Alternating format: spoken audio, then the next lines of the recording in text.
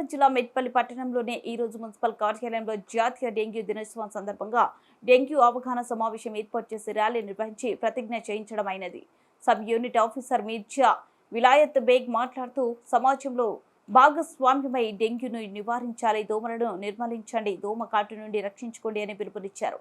ప్రతి మంగళవారం శుక్రవారం డ్రై డేగా పాటించి నిల్వ ఉన్న నీటిని తొలగించి ఆరబెట్టి తిరిగి నీటిని నింపుకోవాలని తెలిపారు.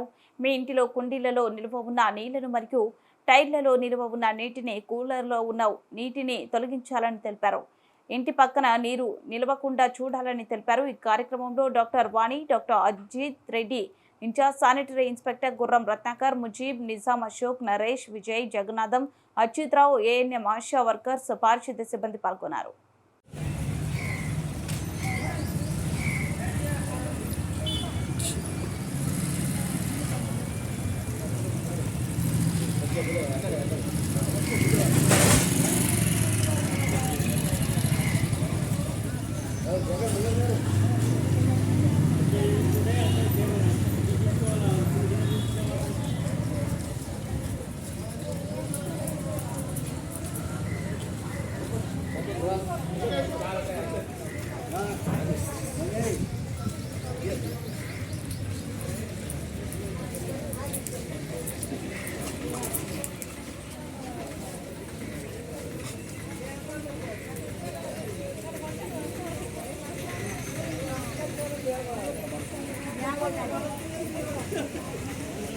కనిపించాలి. మనం అసలు ఫస్ట్ ఒకటే ఇదైతే మనకు సెకండరీ దోమతలు పెట్టుకోవాలా, అది మనకు ఆలోట్ పెట్టుకోవాలా, గుడ్ నైట్ పెట్టుకోవాలా.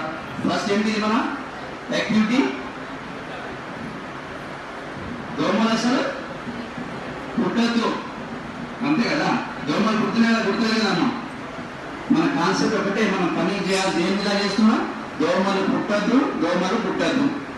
సో మనం 90% అసలు దోమలు పుట్టద్దు అంటే మనకి మిగిలిన ఏముంటుంది, 10% కదా. దీనివల్ల